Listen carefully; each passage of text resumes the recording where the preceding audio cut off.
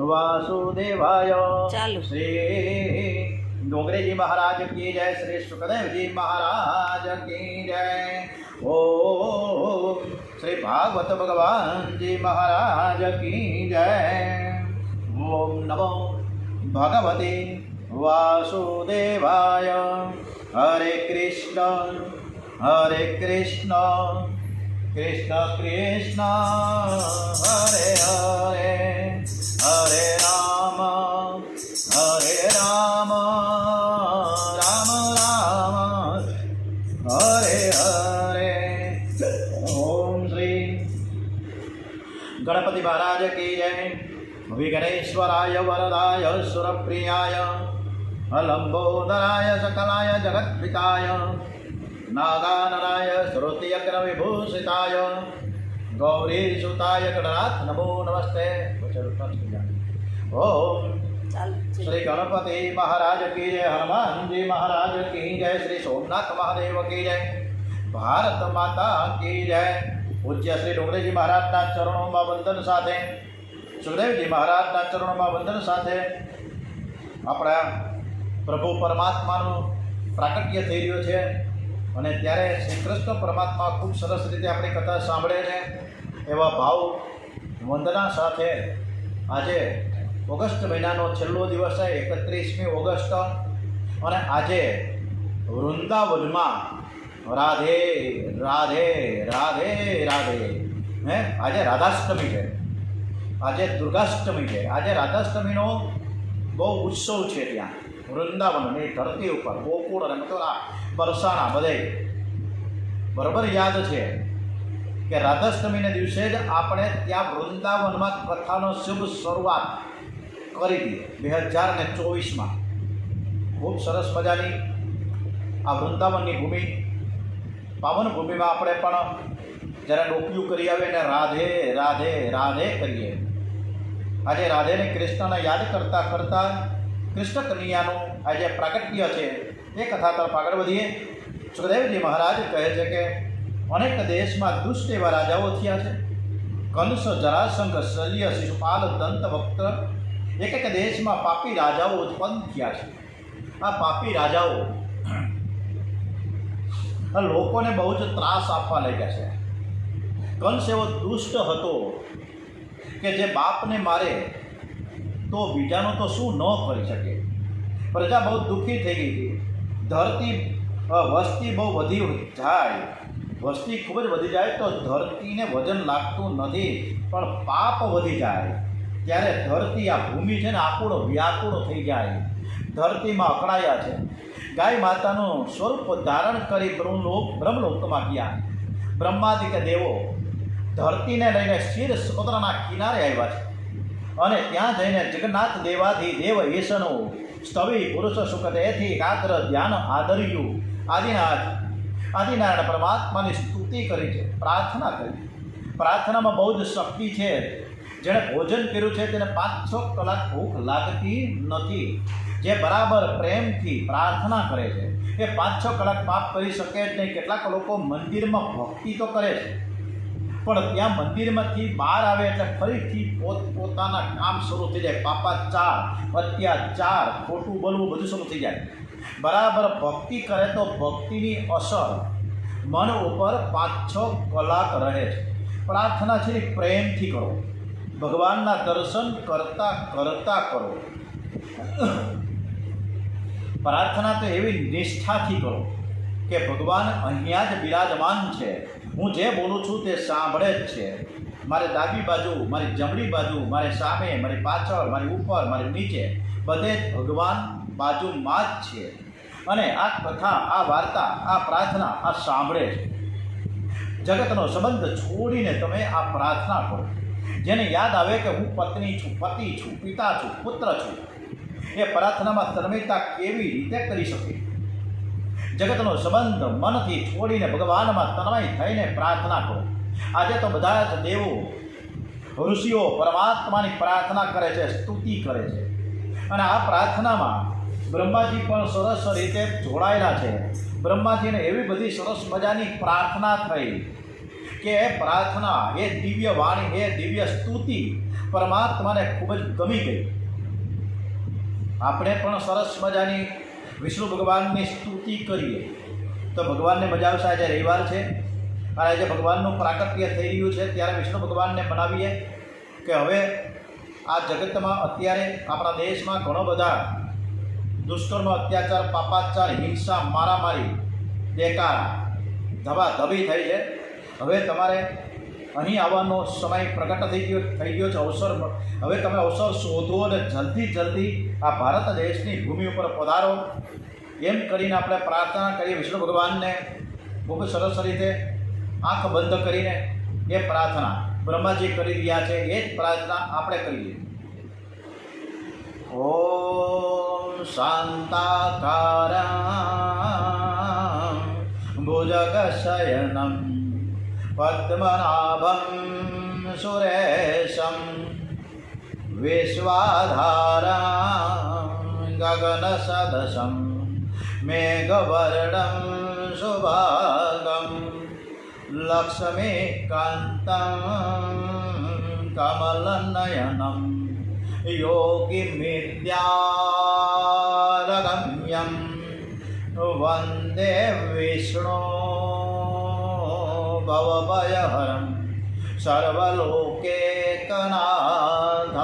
5 વખત ઓમ શ્રી વિષ્ણવે નમો નમઃ, શ્રી વિષ્ણવે નમો નમઃ, ઓમ શ્રી વિષ્ણવે નમો નમઃ, ઓમ શ્રી વિષ્ણવે નમો નમઃ, ઓમ શ્રી વિષ્ણવે નમો નમઃ. પ્રભુએ બ્રહ્માજી પાસે જઈને કહ્યું કે હવે હું ટૂંક સમયમાં જલ્દી પ્રગટ થવાનો છું. મારું પ્રાકટ્ય મથુરાના કારાગૃહમાં થશે, ત્યાંથી હું ગોકુળમાં જઈશ, 11 વર્ષ ત્યાં લીલા કરીશ. મારી સેવા કરવા માટે તમે સૌ મથુરા અને ગોકુળમાં અવતાર ધારણ કરો. બ્રહ્માજીએ દેવોને સમજાવ્યા છે. હવે પરમાત્મા પ્રકટ થવાના છે, હવે જરા પણ તમે ચિંતા ન કરો, પરમાત્માનું ચિંતન કરો. આ બાજુ મથુરામાં વસુદેવજીનું લગ્ન દેવકીજીની સાથે થયું. લગ્ન થયા પછી ઘેર જવા વસુદેવ અને દેવકી રથમાં બેઠા છે. કંસ છે એ રથમાં સારથી થઈને બેઠો છે. રથ નીકળવાની તૈયારી હતી. એક સમયે દેવોએ વિચાર કર્યો કે વસુદેવજી મહાન વૈષ્ણવ છે, કંસ વસુદેવજીની સાથે વેર કરે, વસુદેવજીને ત્રાસ આપે તો ભગવાન જલ્દીથી પ્રગટ થશે. પાપી દુઃખી થાય તો પરમાત્માને જલ્દીથી દયા આવતી નથી, પરંતુ ભગવાનના કોઈ લાડીલા વૈષ્ણવોને કોઈ વિના કારણ કોઈ ત્રાસ આપે, દુઃખ આપે તો ભગવાનથી સહન થતું નથી. આમ વિચાર કરી દેવોએ એ સમયે આકાશવાણી દ્વારા એવું બોલ્યા છે કે હણસે 8મો ગર્ભ, હે મૂર્ખ, જેને રહ્યો વહી, હે મૂર્ખ, તને અકલ નથી. જેને તું પહોંચાડવા જાય છે તે દેવકીનો 8મો ગર્ભ તારો કાળ છે. કંસ રાજાએ આકાશવાણી સાંભળી કંસને ક્રોધ આવ્યો કે આ દેવકીને હું મારી નાખું, અને હું મારી નાખું તો ગર્ભ રહેશે જ નહીં. ચોટલો પકડો દેવકીજીને મારવા માટે કંસ તૈયાર થયો છે. વસુદેવજી કંસ રાજાને સમજાવવા લાગ્યા, તમે આ શું કરો છો? અરે જેનો જન્મ થયો છે ને મરવું તો પડે જ. મરણનું નિવારણ અશક્ય છે. મહાપુરુષો મરણને સુધારવાનો પ્રયત્ન કરે છે. જેનું મરણ સુધરે છે એનું મરણ મંગલમય હોય છે, અને તે ફરીથી કોઈના માના પેટમાં જતો જ નથી. મરણને ટાળવું શક્ય નથી. મરણને સુધારવાનો પ્રયત્ન કરો. વાસનાથી મરણ બગડે છે, વેરથી મરણ બગડે છે.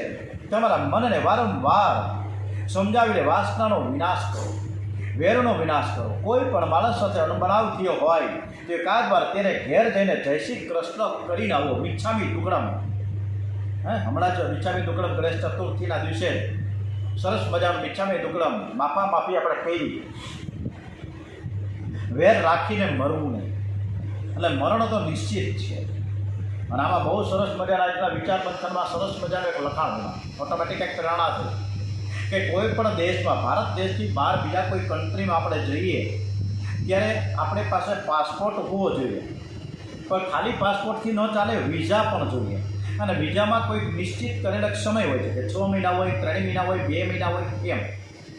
તો આપણે વિઝા મેળવીને પછી જવું પડે. જો વિઝા આપણને ન મળે તો આપણે કોઈ પણ દેશની ધરતી ઉપર ન જઈ શકીએ, ત્યાં આપણે પકડાઈ જઈએ. પણ જ્યારે વિઝાનો સમય પૂરો થઈ જાય એટલે આપણે એ દેશની ધરતી છોડી દેવી પડે, પાછું પ્લેનમાં બેસી જવું પડે ને ભારતમાં પાછું આવવું પડે. એમ આપણે પણ એક ટુરિસ્ટ છીએ. આપણને ભગવાનને એક વિઝા આપ્યો છે, ટુરિસ્ટ વિઝા. અને ટુરિસ્ટ વિઝાનો એક સમય નક્કી છે, આપણને ખબર નથી, ભગવાનને ખબર જ છે. અને એ વિઝાની કદાચ મુદત લંબાવી હોય તો કદાચ ગવર્મેન્ટ કરી શકે, લંબાવી શકે, પણ ભગવાન લંબાવી ન શકે, કારણ કે વિધાતાને એક લેખ લખેલા હોય છે, નક્કી જ કરેલું હોય. તો એ વિઝાનો સમય પૂરો થાય એટલે આપણો સમય પૂરો થઈ ગયો, જય ભગવાન. અને આવજો આવજો કરીને ભગવાનના ધામમાં જવું જ પડે, ચાલે જ નહીં. એમાં વસુદેવજીએ કંસ રાજાને કહ્યું કે આ દેવકીને તું મારે તેથી કંઈ તું અમર થવાનો નથી, એને તું મારીશ નહીં. કંસ રાજાએ કહ્યું છે કે તમારું જ્ઞાન તમારી પાસે રાખો, હું તમારો ચેલો નથી, કંસ માયનો નહીં. અને ત્યારે વસુદેવજીએ કંસને કહ્યું કે આ દેવકીથી તો તારું મરણ નથી ભાઈ. કંસે કહ્યું ના, દેવકીથી મારું મરણ બિલકુલ નથી, મને ખબર છે, પણ તેના 8મા ગર્ભથી મરણ છે. વસુદેવજીએ કહ્યું કે હું તને વચન આપું છું, ખાતરી, પ્રોમિસ, કે આ દેવકીજીને જેટલા બાળકો થશે તે બધા જ હું તને સોંપતો રહીશ. દેવકીજીને તું મારીશ તો તારી અપકીર્તિ થશે. અને જેની જગતમાં બહુ અપકીર્તિ છે તે જીવે છતાં પણ મરેલો જ છે. જે અતિ ક્રોધી માનવ છે, જેને બહુ ક્રોધ આવે છે, તે જીવે છતાં મર્યો જ છે. જે પોતાના માટે જીવે છે તે જીવે છતાં મર્યો છે. કંસ રાજાને વિચાર ગમ્યો છે. એણે વિચાર કર્યો કે બેનને મારું તો મારી અપકીર્તિ થશે, બાળકોને મારીશ.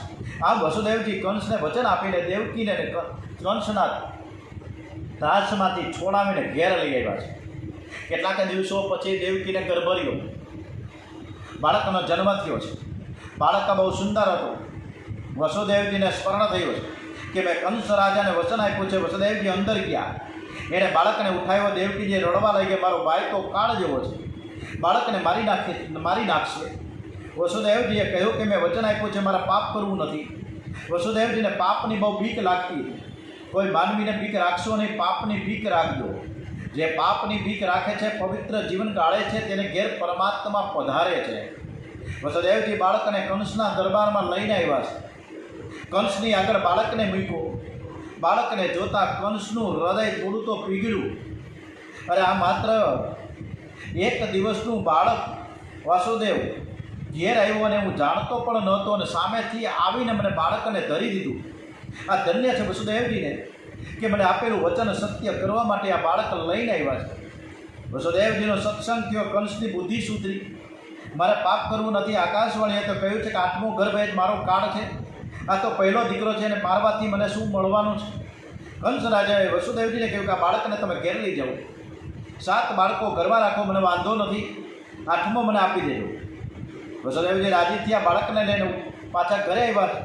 દેવકીજીને ખૂબ ખૂબ આનંદ થયો કે 7 છોકરાઓ જીવશે એવું લાગે છે. આ બાજુ નારદજીને બહુ ચિંતા થઈ કે કંસ મામાની બુદ્ધિ સુધરી જાય તો એ જલ્દીથી મરે નહીં. આ વધારે પાપ કરે તો જલ્દી મરે. નારદજી જ્યાં જાય ત્યાં કલહ જગાડે છે, પણ નારદજીના કલહમાં પણ સમાજનું એક કલ્યાણ હોય છે. નારાયણ એટલે જ આપણે સર્વે ભવંતુ સુખીનઃ, સર્વે સંતુ નિરામયા, સર્વે ભદ્રાણી પશ્યંતુ મા કશ્ચિત દુઃખ આપનુયાત, શ્રદ્ધા મેઘા યશ પ્રજ્ઞામ વિદ્યામ પુષ્ટિ શ્રિયમ બલમ તેજ આયુષ્યમ આરોગ્યમ દેહી મે હવ્યવાહન. આ રીતના બ્રાહ્મણોના મુખેથી જ્યારે આ સ્વસ્તિ વાચન થાય ને ત્યારે પોતાનું એકનું કલ્યાણ નથી, ત્યાં સમગ્ર સંસારના તમામ પરિવારનું અને તમામ લોકોનું, તમામ જીવોનું, તમામ પ્રાણીઓનું આ કલ્યાણ ઈચ્છે છે. આ બ્રાહ્મણ છે. એટલે બ્રાહ્મણના મુખેથી નીકળેલા આ સ્વસ્તિ વાચન છે ને દરેકને માટે કલ્યાણકારી છે. એટલે બ્રાહ્મણોને હંમેશ માન આપવું. અને અત્યારે ભાદરમય મહિનો છે. ભાદરવા મહિનામાં આપણે બ્રાહ્મણને બ્રહ્મભોજન કરવા માટે તેડાવીએ છીએ. કામ બીજા કોઈ નથી તેડવતા. એટલે બ્રાહ્મણથી સર્વોપરી છે. એટલે બ્રાહ્મણનું હંમેશ સન્માન કરવું. નારાયણ નારાયણ નારાયણ કરતા નારદજી કંસ રાજાને ઘેર ગયા છે. કંસ રાજાએ સ્વાગત કર્યું. નારદજીએ પૂછ્યું, આવો મહારાજ, ક્યાંથી આપ પધાર્યા છો, ક્યાંથી આવો છો? નારદજી કે ભાઈ હું તો સ્વર્ગમાં ગયેલો, દેવોની ખાનગી એક સભા હતી, હું ધીરેકથી કાન રાખીને બેઠો અને એ ખાનગી વાતો હું સાંભળતો હતો. તને હું શું કહું, અને હું કહું તો તને ઠીક પણ ન લાગે, પણ તું મારો ખાસ એક મિત્ર છે અને તેથી હું તને પ્રેમથી કહેવા આવ્યો છું તારી મને બહુ જ લાગણી છે, તારા પ્રત્યે મને અનહદ પ્રેમ છે, સહાનુભૂતિ છે. આ બધા દેવો છે ને તારી પાછળ પીડ્યા છે, તને મારવાનો પ્રયત્ન કરે છે. તું તો ભોળો છે, તને શત્રુની પણ દયા આવે છે. શત્રુને કોઈ દિવસ સાધારણ સમજવો નહીં. ઋણ, શત્રુ, પાપ અને રોગ, આ ચારને ક્યારેય સાધારણ ન ગણવું. સાધારણ ઋણ અનર્થ કરે છે, સાધારણ રોગ કોઈ વખત વધુ ત્રાસ પણ આપે છે. આપણે ઘણીવાર જોઈએ કેન્સરના રોગીને પહેલું સ્ટેજ, બીજું સ્ટેજ, ત્રીજું સ્ટેજ, ચોથા સ્ટેજ આપણને ખબર પડે ઓહો કે આમને તો ભાઈ કેન્સર થયું છે. ડૉક્ટરો કહે કે હવે તો પૂરું થઈ ગયું, થોડોક સમય બેઠો છે. પણ જ્યારે શરૂઆતથી જ ખબર પડી જાય પ્રથમ સ્ટેજથી, તો એ કેન્સરનો કોઈ પણ રોગી કે દર્દી છે એ સરસ મજાના જીવન જીવી જાય. પણ એ આપણને ખબર પડતી નથી. એટલે સાધારણ રોગ કોઈ વખત બધું ત્રાસ આપે છે. કેટલાક લોકો પાપ કરે છે ત્યારે તેમના મનમાં ખટકો તો લાગે છે કે આ સારું નથી, આ બહુ ખોટું થાય છે. પણ મનને સમજાવે કે ઠીક છે, એ તો વ્યવહારમાં થોડું ઘણું તો પાપ કરવું જ પડે, થોડું ઘણું તો ખોટું બોલવું જ પડે. આવી રીતે મનને સમજાવે છે. પડોશના લોકો તો બહુ પાપ કરે છે, એના કરતાં તો હું થોડું જ પાપ કરું છું, હું તો એના કરતાં ડાયો છું.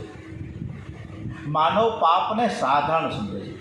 સાધારણ પાપ બહુ અનર્થ કરે છે. શત્રુને પણ સાધારણ માનવો નહીં, સમજવો જ નહીં. નારદજીએ કંસને કહ્યું કે શત્રુની પણ તને દયા આવે ભાઈ. આકાશવાણીએ તને કહ્યું હતું કે 8મો ગર્ભ છે ને તારો કાળ છે. દેવોની ભાષા છે ને તને સમજાતી નથી, એ ગુઢાર્થથી ભરેલી છે. આ 5 આંગળીઓ છે, તું ગણી લે. જ્યાંથી ગણીશ ત્યાં 5 થાય. ટકલી આંગળીથી ગણ ને તો ઓલી બાજુની 5મી થાય ને પહેલેથી ગણીશ તો ટકલી આંગળી 5મી થાય. આમ આ ટચલી આંગળી પણ 5મી હોય અને તર્જની આંગળી પણ 5મી હોય, અંગૂઠો પણ 5મો હોય, તો 8મો જે છોકરો થવાનો છે એને તમે પહેલો ગણીએ તો આજે થયેલો છોકરો એ 8મો થાય કે ન થાય? અરે ગમે તે 8મો થઈ શકે. ગણતરી કરનારની ઈચ્છા ઉપર આ આધાર હોય છે. કંસ રાજાએ કહ્યું કે મહારાજ ત્યારે હું મારે એક બાળકને હું મારી નાખું? નારદજી બોલવામાં બહુ ચતુર છે. અરે ભાઈ સાહેબ, હું એવું ક્યાં તને કહું છું, હું તો તને ખાલી સાવધાન કરવા આવ્યો છું. શત્રુમાં દયા રાખવી તે ઠીક નહીં. હવે તને યોગ્ય લાગે એવું તું કર. મારે હવે સંધ્યાનો સમય થઈ ગયો છે એટલે મારે તો જવું છે. નારાયણ નારાયણ નારાયણ કરતા કરતા નારદજી તો હાલતા થયા. કંસ વિચારમાં પડ્યો કે સંત એવું કોઈ દિવસ બોલે નહીં કે બાળકને તું માર. પણ એનો કહેવાનો ભાવ એવો જ હતો કે બહુ લાગણીથી મને છે ક્યાંથી આવ્યા કહેવા માટે. કંસ રાજાએ વસુદેવને દેવકીને બોલાવ્યા. માતા પિતાના દેખતા એણે બાળકની હિંસા કરી છે, મારી નાખ્યો. વસુદેવ દેવકીને કેદમાં નાખ્યા. એમની સંપત્તિનો સંતતિનો નાશ થયો. એમ કૃષ્ણ પરમાત્માના એ મા બાપને કેવડી મોટી વેદના હશે. એને એક સંતાનેની રૂબરૂમાં મારી નાખવામાં આવ્યા. બેડીઓ હાથમાં આવી, સંપત્તિ હતી બધી ઝટી લીધી. અને આપણે તો થોડું કમથું દુઃખ આવી પણ તો રોદડા રોડીએ છીએ, માથા પછાડીએ. તો ભગવાનના મા બાપને કેવડી મોટી, ભગવાન હોવા છતાં પણ એના મા બાપને બધું સહન કરવું પડ્યું છે. તો આપણે તો થોડુંક સહન કરવા આપણે વાંધો હું, કોઈ અપરાધ નથી, છતાંય હાથ પગમાં બેડીઓ આવી. શાંતિથી થોડો વિચાર કરો, ભગવાનના જે માતા પિતા છે ને કેટલું બધું દુઃખ સહન કર્યું હશે. વસુદેવ દેવકી હતી દુઃખમાં, પણ એમ છતાંય મનને શાંત રાખીને હરે કૃષ્ણ હરે કૃષ્ણ કૃષ્ણ કૃષ્ણ હરે હરે રાધે કૃષ્ણ રાધે કૃષ્ણ રાધે કૃષ્ણ. આજે તો રાધાષ્ટમી છે. રાધાને પણ બહુ મજા આવે છે કે આજે મારા કૃષ્ણની કથા ગવાય છે. એ પણ શાંતિથી કથા સાંભળવા આપણા પંડાલમાં આવ્યા છે. રાધાજી એક નાનકડી સરસ મજાની એ રૂમતી ઝૂમતી રાધા ભગવાનની ભક્તિ ખૂબ જ કરી છે. સુખમાં પરમાત્માની કૃપા સમજે તે સાધારણ વૈષ્ણવ છે, દુઃખમાં પણ જે પરમાત્માની અતિ કૃપા સમજે તે સાચો વૈષ્ણવ છે. શ્રી કૃષ્ણ આનંદમય છે. આનંદ તેને મળે છે જે સુખ દુઃખથી પર થાય છે. સંસાર સુખ દુઃખથી ભરેલો છે. સંસારનું જેટલું સુખ છે એટલું દુઃખ પણ છે જ. કોઈને સતત ને સતત સુખ ના હોય, કરોડો રૂપિયા હોય, કરોડો રૂપિયા ક્યારે જતા રહીએ ખબર ના પડે, અને કરોડો હોવા છતાં પણ માણસ દુઃખી જ છે. એટલે 50 લાખનો કદાચ ઢોલિયો છે ને તો નીંદર નથી આવતી, 2 વાગ્યા સુધી પડખા ઘૈસા કરે. સુખ અને દુઃખમાં આ સગા 2 ભાઈઓ જેવા છે. સુખ અને દુઃખ 2 ભાઈઓ સાથે જ રહે છે. સંસારનું કોઈ પણ સુખ છે ને એ વારંવાર અને કાયમ ટકતું જ નથી. તમને સુખ મળે તો મનને સમજાવો કે આ સુખ છે એ સુખ ન કહેવાય, આ તો ખોટું સુખ છે. સુખ અને દુઃખ માનીને ભક્તિ કરો. સુખ મળે તો વિચાર કરો, પ્રભુએ હજુ મને સાચું સુખ નથી આપ્યું, મારું મન હજુ શુદ્ધ નથી, મારા મનમાં હજુ વિકાર અને વાસનાઓ ભરેલા છે. સુખ મળે તો રાજી ન થશો. તમારા જીવનમાં કોઈ દુઃખનો પ્રસંગ આવે તો ગભરાતા નહીં. દુઃખ અને સુખ માનજો. દુઃખ આવે ત્યારે મનને સમજાવો, પ્રભુએ મને સુધારવા માટે સજા કરી છે. પુસ્તકો વાંચવાથી માનવનું શબ્દ જ્ઞાન વધે છે, પણ ડહાપણ નથી આવતું. ડહાપણ દુઃખમાં જ આવે છે. એકી સાથે 10 લાખ રૂપિયા કોક ધૂપો મારીને લઈ જાય અને પછી ભગવાનની ભક્તિ શરૂ થાય કે ઓલા માણસ જે લઈ ગયો છે પાછો આવે તો સારું. એટલે આ ડહાપણથી દુઃખમાં જ આવે. દુઃખમાં અંદરથી જ્ઞાન સ્ફુરણ પામે છે. દુઃખમાં ખાતરી થાય છે કે સંસાર સ્વાર્થી છે, ભગવાન સિવાય મારું કોઈ નથી. દુઃખ અને સુખ માનીને ભક્તિ કરો, હૈયું બાળશો નહીં. જે દુઃખ અને સુખ સમજે છે તે ભક્તિ કરી શકે છે. જે સુખ અને દુઃખરૂપ માને છે તેને આનંદ મળે છે. સુખનો વિરોધી શબ્દ છે દુઃખ છે. લોભનો વિરોધી, લાભનો વિરોધી શબ્દ હાનિ છે. માનનો વિરોધી શબ્દ અપમાન છે. આનંદનો વિરોધી શબ્દ કોઈ ભાષામાં નથી. શ્રી કૃષ્ણ આનંદ સ્વરૂપ છે. આનંદ પ્રાપ્ત કરો હોય તો સુખ દુઃખથી પર થાવ. સુખમાં અને દુઃખમાં મનને શાંત રાખો. વસુદેવ અને દેવકી કારાગૃહમાં અતિ દુઃખમાં હતા, પણ અતિશય દુઃખમાં તે મન ખૂબ જ શાંત રાખતા. દુઃખ અને સુખ સમજતા, ભક્તિ કરતા, પતિ પત્ની માનતા કે પ્રભુએ અમને કેદમાં રાખ્યા, બહુ જ સારું કર્યું છે, પ્રભુની કૃપા થઈ ગઈ છે. આ કારાગૃહમાં કોઈ પ્રવૃત્તિ નથી, સતત ધ્યાન, અને ધ્યાન ખૂબ જ સરસ રીતે થાય છે. ઘરમાં બરાબર ભક્તિ થાત નહીં. વસુદેવ અને દેવકીજી ભગવાનનો ઉપકાર માનતા, દુઃખ અને સુખ સમજીને ભક્તિ કરે તેને આનંદ મળે છે. આનંદ એ જ કૃષ્ણ છે. 6 બાળકોની કંસ રાજાએ હિંસા કરી. દેવકીજીને 7મો ગર્ભ રહ્યો, જે ગર્ભમાં બલરામજી પધાર્યા છે. પ્રભુએ બલરામજીને કહ્યું કે મોટાભાઈ તમે આગળ જાઓ અને હું તમારી પાછળ પાછળ આવીશ. બલરામજી મહારાજ શબ્દ બ્રહ્મનું સ્વરૂપ છે. યોગ માયાએ બોલાવી છે, પરમાત્માએ આજ્ઞા કરી કે યોગ માયાને આજ્ઞા કરી છે કે મારા 2 કામ તારે કરવાના છે. દેવકીજીના પેટમાં જે 7મો ગર્ભ રહ્યો છે તેને ત્યાંથી ઉઠાવી નંદ બાબાના ગોકુળમાં રોહિણીજીને ત્યાં તું પધરાવી દે. અને બીજું કામ તો યશોદાજીને ઘેર કન્યા રૂપે જન્મ લે. હું કારાગૃહમાં પ્રગટ થઈશ, મારા પિતા વસુદેવ મને લઈને ગોકુળમાં આવશે અને તને લઈને પાછા અહીં મથુરા આવશે. કંસ તને મારવા પ્રયત્ન કરશે, પણ તેના હાથમાંથી તું છટકી જજે. જગતમાં તારી અનેક રૂપે પૂજા થશે. ભગવાન જગતમાં આવે છે ત્યારે ભગવાનને પણ માયાની જરૂર છે. જીવ માયાનો દાસ થઈને જગતમાં આવે છે, પરમાત્મા માયાને દાસી બનાવીને સાથે લઈને આવે છે. વ્યવહારમાં માયા વિના કંઈ કામ થતું જ નથી. સંસાર માયામય છે. સંસાર વ્યવહારમાં માયાનો ઉપયોગ કરો, પણ માયાના ગુલામ ન બનો. તમે બધા જ વૈષ્ણવ છો, પરમાત્માના પ્યારા પ્યારા છો. તમારા સ્વરૂપને યાદ રાખજો કે હું ભગવાનનો અંશ છું, માયાનો દાસ નથી. હું શ્રી કૃષ્ણનો દાસ છું. જે માયાને આધીન બને તેને માયા રડાવે છે. જે વિવેકથી માયાનો ઉપયોગ કરે તેને માયા ભક્તિમાં પણ આનંદ આપે છે. માયા આરંભમાં રણિયામણી લાગે છે, પણ આ જીવ માયાને આધીન થયો છે કે માયા રાક્ષસી થઈ જાય છે. માયા એને મારે છે. માયાનો ઉપયોગ કરતાં તમારા હૃદય, તમારા લક્ષ્યને ભૂલશો નહીં. મારે ભગવાનના ચરણે જવું છે. લક્ષ્યને ભૂલે છે તે 84 લાખ યોનિના ચક્કરમાં ફરતો જ રહે છે. પ્રભુએ આજ્ઞા કરી કે તે યોગમાયા દેવકીના પેટમાંનો 7મો ગર્ભ ઉઠાવ્યો અને રોહિણીના ગર્ભમાં પેટમાં પધરાવ્યો છે. ખેંચાતા 7મો ગર્ભ શંકર્ષણ જનો કહે, રીઝવે લોક તે રામ, બલિ તે બલભદ્ર. રોહિણે બલભદ્રજીને જન્મ આપ્યો. બલભદ્રજીએ નિશ્ચય કર્યો કે શ્રી કૃષ્ણ પ્રગટ થશે, શ્રી કૃષ્ણના દર્શન થશે, શ્રી કૃષ્ણનું આંખમાંથી અંદર ઉતારીશ, ભગવાનનું સ્વરૂપ હૃદયમાં સ્થિર કરીશ, પછી જગતને હું નજર આપીશ. આંખ આપતા વિચાર કરો કે કોને હું આંખ આપું છું, કેવા ભાવથી આપું છું. આંખ ગમે તેને આપશો નહીં. જેને તમે આંખ આપશો તેને મન આપવું જ પડે. જેને તમે આંખ આપશો તે આંખમાંથી અંદર આવશે. જશોદામાને ચિંતા થઈ કે આ બાળકને કોઈની નજર લાગી કે શું, આંખ કેમ ઘડતો નથી.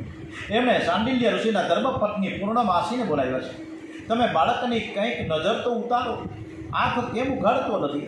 પૂર્ણમાસી આવ્યા છે. બાળકને જોઈને કહ્યું કે યશોદામાં, બાળક આંખ બંધ રાખીને કોઈકનું ધ્યાન કરે છે અને હાથ પગનું લક્ષણ બહુ સુંદર દેખાય છે. આ બાળકના પગલાં બહુ સુકન્યાળ છે. મને તેવું દેખાય છે કે હવે થોડા દિવસોમાં તારે ઘેર દીકરો થશે.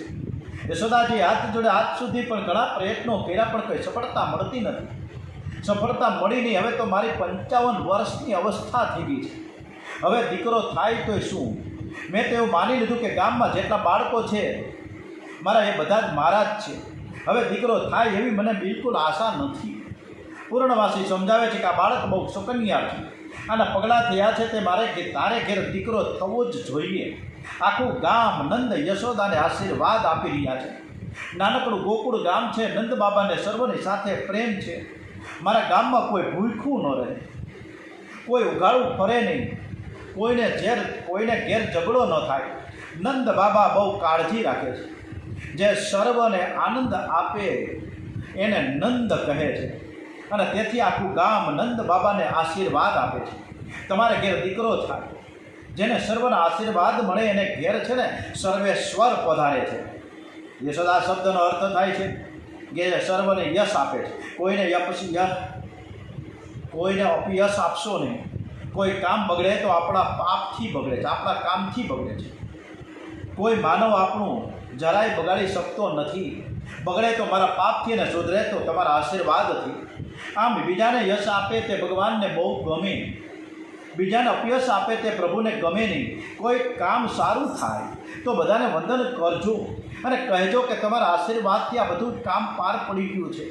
કોઈ કામ બગડી જાય તો લોકોને વંદન કરીને એમ કહેવું કે મારું પાપ આડે આવ્યું, મારા પાપને લીધે આ મારું કામ સફળ ન થયું. યશોદા મૈયા બહુ ભોળા છે, સરળ છે. ભોળાની ગોદમાં જ ભગવાન રમે છે. ગઠિયાને ઘેરે જતા જ નથી. આ વ્રજવાસીઓ બહુ ભોળા છે. પાપ કરીને પૈસો કમાવાની એમને અકલ નથી. ભાજીને ભાખરીમાં સંતોષ માને છે. જીવન બહુ સાદું છે. લાલાને ગોકુળ ખૂબ જ ગમ્યું છે. પ્રગટ થયા છે મથુરામાં, પણ ખરો આનંદ તો વ્રજવાસીઓને આપ્યા છે. અને હવે આવતીકાલથી બધા જ એકાદશી રહેવાના છે ગોકુળ ગામના.